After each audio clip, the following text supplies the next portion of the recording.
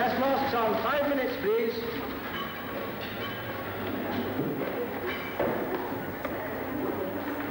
Stick your chin well out.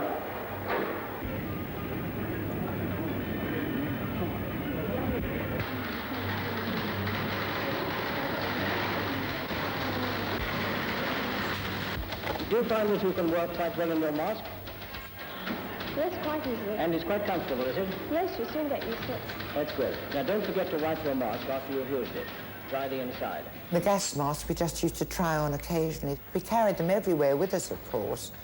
They used to make little coloured cases that you could buy to put your gas mask in, so you know, it looked a little bit more glamorous. If you could get the material to match your outfit, all the better.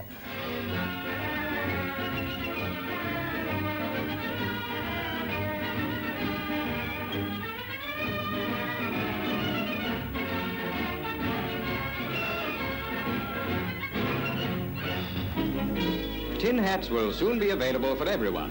Of course, they're not tin hats, really. They're of steel. Here we see the latest British style of metal millinery in the making. The hats are being pressed out from strips of steel at a rate of thousands a day. In a matter of seconds, steel discs become protection headgear for fire watchers and others. Holes are punched round the sides so that the head linings may be firmly attached as the hats near completion.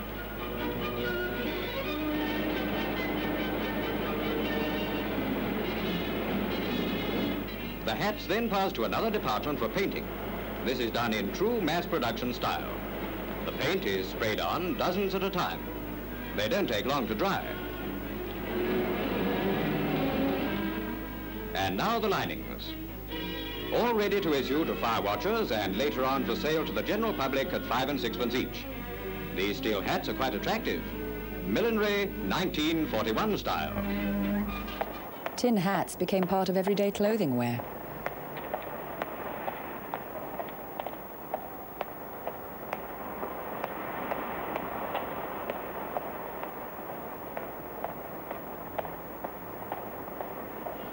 Royal Air Force observers tell us that the blackout in Britain at night is pretty good, but in the morning it's not so good, although it's every bit as important. Air raid wardens rigorously enforced the blackout, issuing heavy fines for those who broke it.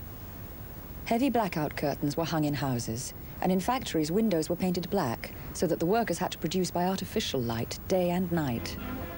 People were careful to take adequate precautions at twilight, but somewhat careless of the dawn period. Often light up in the morning gloom like this. Mr. Twerp himself, of course, seems to be practically a fifth column. He comes home in the evening and blacks out one window and stops to light a cigarette before he does the others. But this is really an exception. It's in the morning that he's so careless. It's a good job we're not all Twerps, isn't it?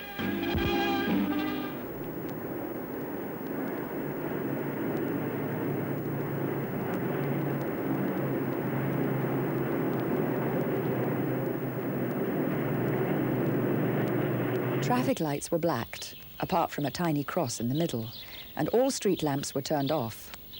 They were soon put to other uses in an attempt to brighten up the rather bleak landscape.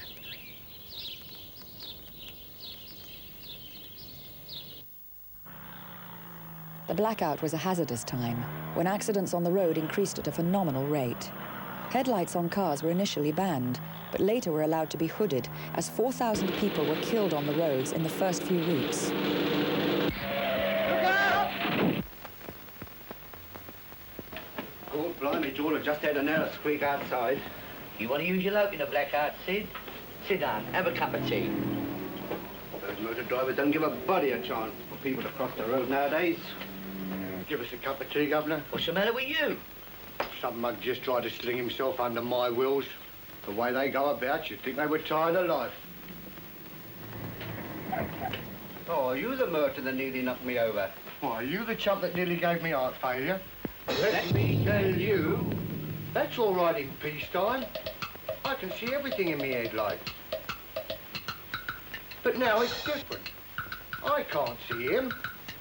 And as for you, crossing in me headlights, I'm on top of you before you know it. You didn't even see me torch. I saw you torch, all right.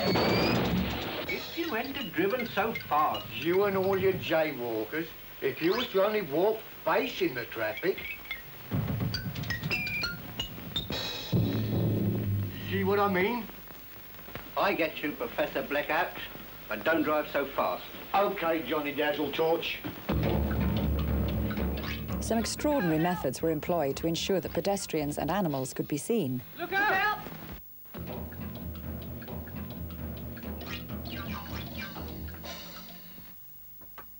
We always looked on Blackout as rather humorous because you just could not see a thing.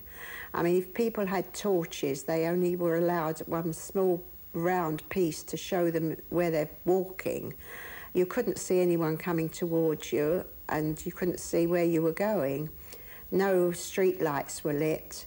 There was a great danger crossing roads, but as there wasn't a great deal of transport, it never seemed to occur to us that there was danger in it. Really, Blackout was usually quite humorous. Look out! To the heart of London's West End, the self-condemned criminal sends his pupils to wreck and burn department stores and shops. Indiscriminate bombing is the hallmark of the Hun.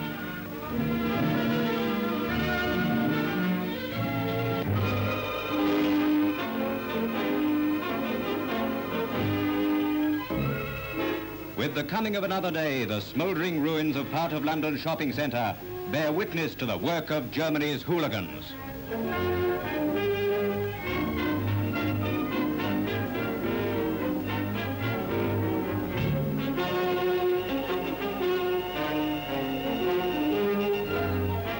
Grim humour in the wax models and scattered contents of a one-time proud building litter glass-strewn Oxford Street.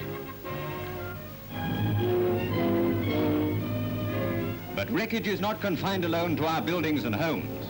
From out the sky hurtle the shattered remains of one of the murder machines. Caught in the withering anti-aircraft gunfire, the Raider explodes and dives to destruction. It plows through a house and buries itself amid a welter of wreckage. Each day brought a new landscape to those tentatively picking their way to work across the craters made the night before. Britons can and did take it. Even Buckingham Palace was not immune to the Nazi bombing campaign. It was after one dreadful night's bombing, when the palace was hit, that the Queen uttered her much-quoted remark that she was now able to look the East End in the face. We've become quite used to seeing scenes like these nowadays, but nevertheless, after Hitler's wreckers have been at work on our homes, you'll find plenty of Churchill's builders immediately setting about the job of patching up and rebuilding. Why, according to the Prime Minister, it would take 10 years at the present rate for half the houses of London to be demolished. After that, of course, progress would be much slower. Mornings after the raids before sees bungers up of bomb-owls, their bomb-owl bunger-uppers, on the job, filling in those empty window frames which are so drafty these days. And while I think of it, as Bert knows how to repair splinter holes, he'd better take a look at Bill's pants.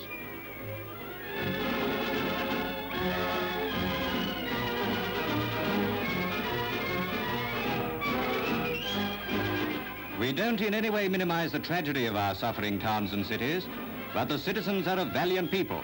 And one day, as Mr. Churchill said, we will rebuild them more to our credit than some of them were before.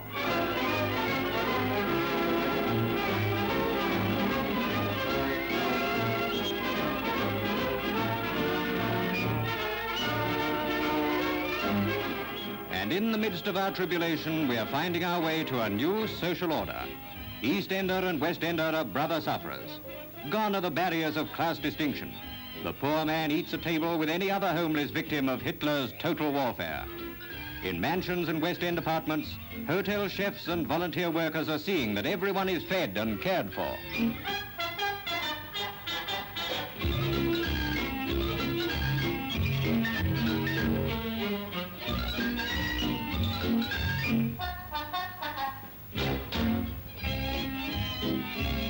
Sleeping space where once were squash courts, ballrooms are now bedrooms. In this palatial building, hundreds of people can now find food, recreation and rest. This is the London which is indestructible. For the second time since the outbreak of war, these boys and girls are taken out of danger zones. Originally, they came from London and Croydon. Now they are leaving Brighton and Hove in re-evacuation trains for inland reception areas. But it's not only the youngsters who are sent to places of safety. The kiddies see to it that such important people as favorite dolls and pets are included in the government scheme as well as themselves.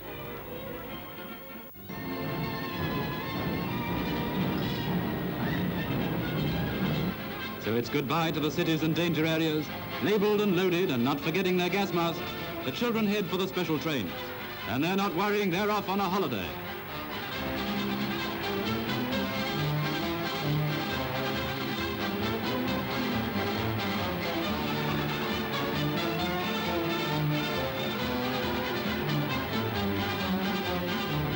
These mass movements of our children are the greatest tribute in the world to the British way of life.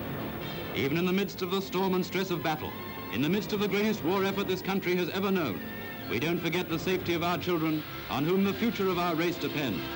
Humanity still plays a part in our life, even though some other nations may have forgotten what humanity is.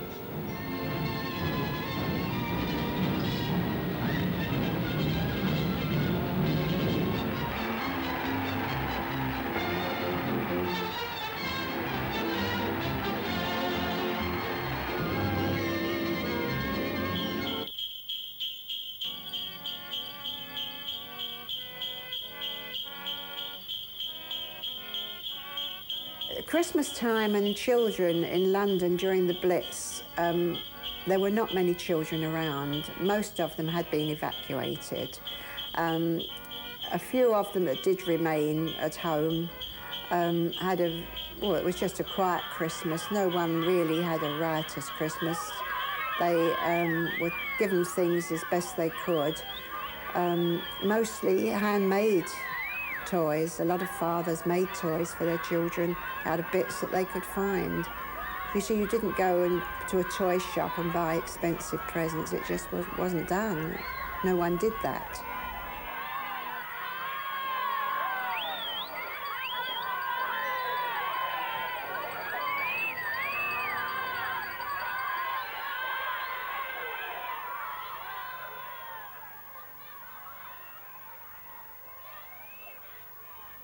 I can remember during the war how raids continued intermittently. First of all, there was the aircraft that came over raining bombs down on us, and then, of course, there were the B-1s and the B-2s. We did have little breaks in between. I specifically remember the blitz period because it was such a shock, and the noise of the planes, the throb of the engines as they came over, you could hear them, and then you'd hear the whoosh of the bombs coming down. They usually went in groups of sticks of 5, and you could hear sh-boom, sh-boom, and you were almost quite relieved when the 5th one had come down and knew that you were all right that time.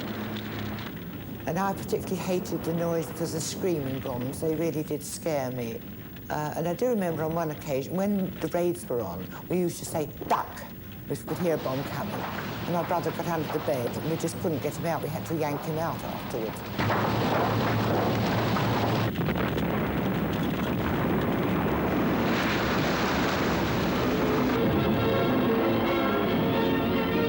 Once again, the hungry fires released by German raiders roar through the streets of London. Again, it is the dauntless courage of our firemen which wins the battle of the flames. On this moonlit night, when the capital was once more singled out on which to vent Goering's spiteful spleen, many famous buildings were severely damaged.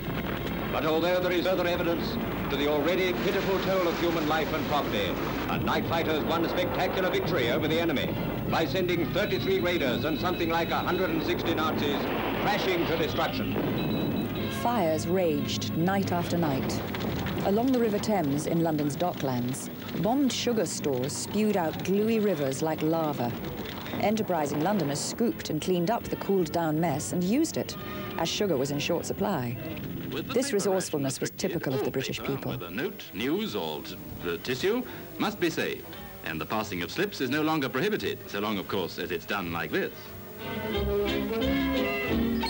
And now they're calling her the tradesman's pet. A war on waste had been waged that encompassed all aspects of life. Kitchen scraps were saved to feed animals.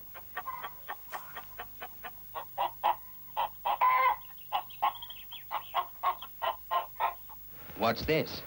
Waste. Waste. Waste, waste. Hey, you. What? You're wasting fuel. Nonsense. The little that I use can't make any difference. It makes all the difference. Now, this represents the amount of fuel you've just been wasting. If all the people in your street did the same, this would be the amount of fuel wasted in your street alone. In one day, in 1 week, in 1 month.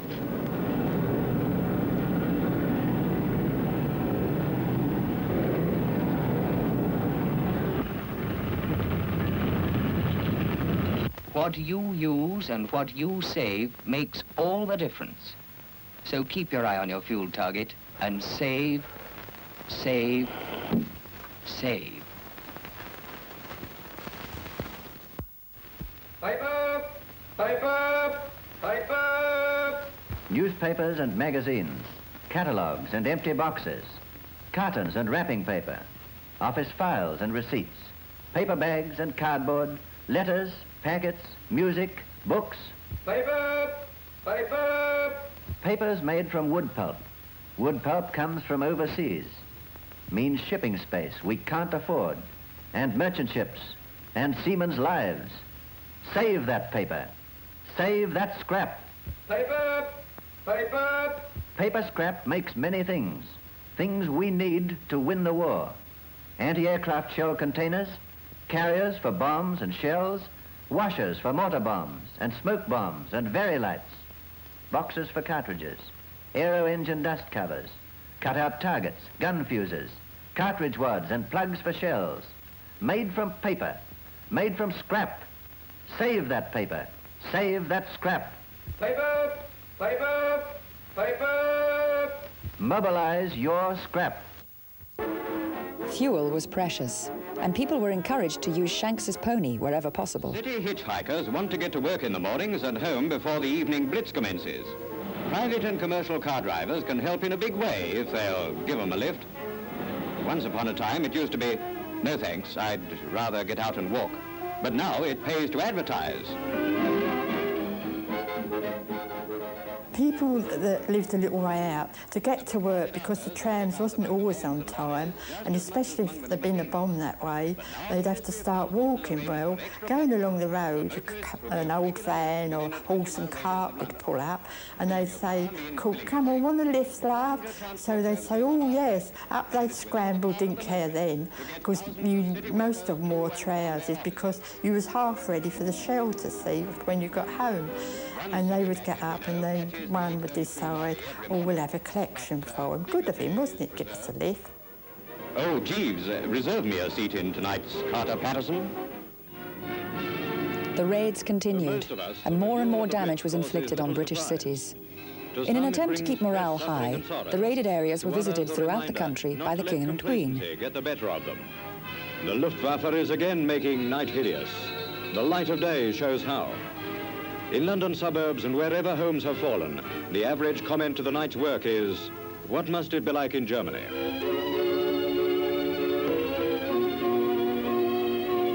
While demolition parties still work amid the ruins, the King and Queen travel from one district to another to express their sympathy and concern for those who have been made homeless.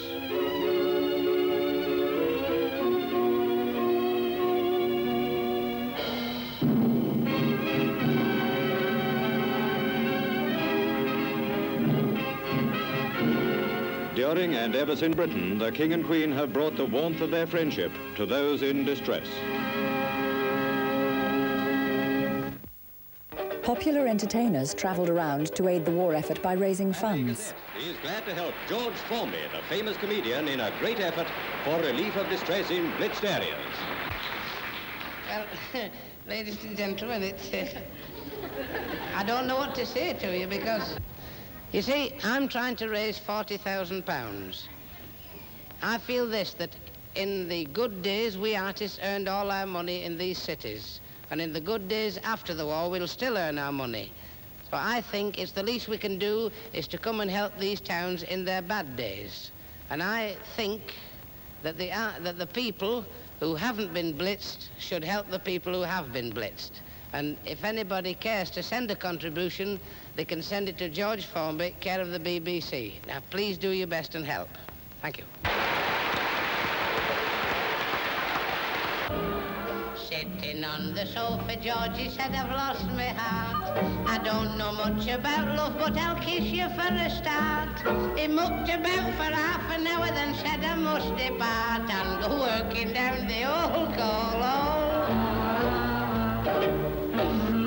Nellie's mother said, I somehow rather fancy you. Fill the loving cup and drink to sparkling eyes of blue. He said, I'll fill your loving cup and fill your scuttle too, 'cause I'm working down the old coal hole.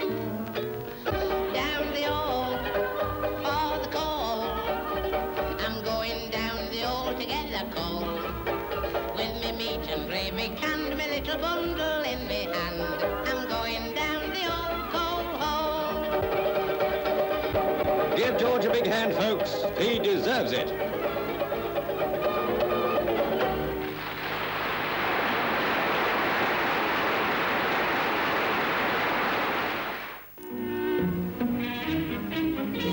Underneath the arches at Kentish Town, the words of a famous signature tune come to life. At a communal feeding centre, Flanagan and Allen served the 50,000th meal and marked the occasion still... Well, he was husband-to-be, had leave in January because he had already been out in France since August before war broke out in September. And he was given 10 days leave from France to come home. So we decided to get engaged. So his engagement present for me was a nice buttonhole and to take me up to see Flanagan and Allen in the show. Well, I'd never ever been to London to see a show before in my life. So we get there and the first thing he did, well, only the best is good enough for me because it was my engagement do. So he got the tickets. So we went right down in the front row and next to us was a general and he was a private. But it was wonderful to see Flanagan and Allen and I shall never forget that show, it was wonderful. Underneath the arches, we dream our dreams away.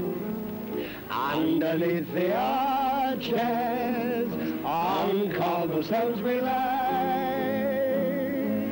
Every night you'll find I'm tired out and worn, happy when the daylight comes creeping. Herald in the dawn, sleeping when it's raining, and sleeping when it's fine. Trains rattling by above, pavement is a pillow, no matter where we stray. Underneath the arches, we dream our dreams away. Way!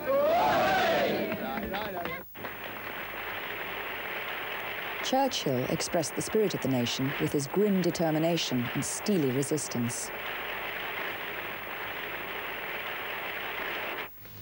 Here in London, and throughout the cities of our island, and in Ireland, there may also be seen the marks of devastation. They are being repaid, and presently they will be more than repaid. This then, my lords and gentlemen, is the message which we send forth today to all the states and nations, bond or free, to all the men in all the lands who care for freedom's cause, to all our allies and well-wishers in Europe, to our American friends and helpers drawing ever closer in their might across the ocean. This is the message. Lift up your hearts. All will come right. Out of the depths of sorrow and of sacrifice will be born again the glory of mankind. Mr. Churchill had this wonderful way with him that made you feel as though you were part of this wonderful country of ours, that made you feel as though you want to get up and shout, "Oh, long live the King," and it made you feel proud to be British.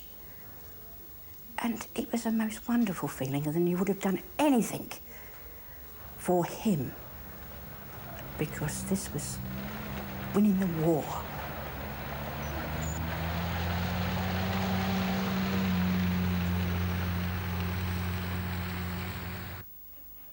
Sacrifices were made in all areas of the country and by all types of people.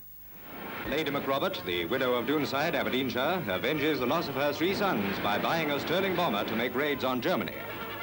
Your aircraft has now been named McRobert's Reply. Lady McRobert of Doonside has sent £25,000 to the Secretary of State for Air to go towards the cost of a bomber to carry on the work of her sons. She has lost 3 sons in the air, 2 of them in action in the present war. Some of the people I admired most, I must say this, were our parents, though, because they'd lived through one war. They brought their sons up in the hard days of a terrible recession, and now they were having to give their sons and daughters up for another war. But they kept going. But I think that they're really worthy of a lot of admiration. Glory is the reward of valor. I know you will live up to it. And good luck to you. The McRobert's Reply. What a strong, courageous name. What a magnificent gesture of defiance to Hitler by the brave lady of Doonside. To give so much, and then to go on giving. You're taking off now. In her letter to the Secretary for Air, Lady McRobert also wrote, "It is with a mother's pride that I enclose a cheque for £25,000. And with it goes my sympathy to those mothers who have also lost their sons, and gratitude to all other mothers whose sons so gallantly carry on the fight." The giant Sterling has already taken part in operations. In cold ministerial parlance, we are told McRobert has been out. Just as Alastair, Roderick and Ian would have wished it. The House of McRobert goes on fighting, and the representatives are a lady and a plane.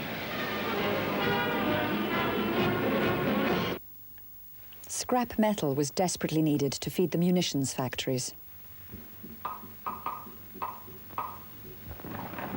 There was a great need for scrap metal. I believe they melted it down for aircraft and tanks and whatever. So everybody had their railings and gates from the front of their houses taken away. And they used to have banks where people, any old tin kettles they had, they used to dispose of them that way. We never really discovered what they did with them, but I think we thought we were helping the war effort in that way.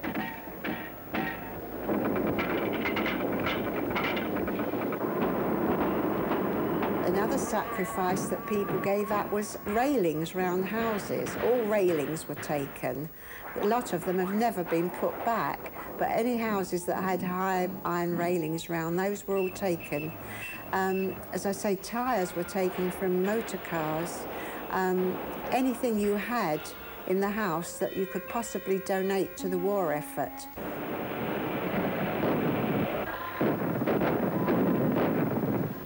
Mobilize your scrap.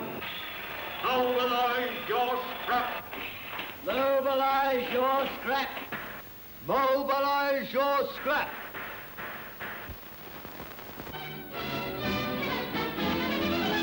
You can see Britain's war effort in full swing in the parks of London. Every ounce of iron that can be spared is heading towards the furnaces. But they're not going to take down the railings round the outside of the parks. So if John and Mary thought they might have moonlight walks among the trees, they're going to be unlucky. It's surprising how quickly a few oddments mount to a big pile. This picture provides a moral for every one of us. If you have any old iron in your backyard, if you have an old iron saucepan that you're not using, your country needs it.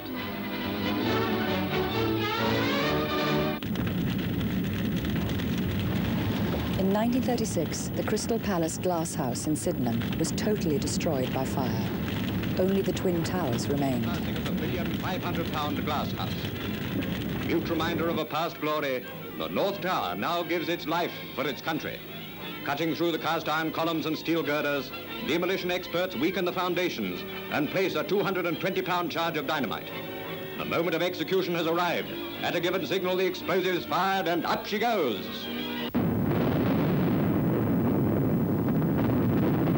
A great hole is torn in its base and down comes 1,000 tons of steel and glass. In dusty ruin.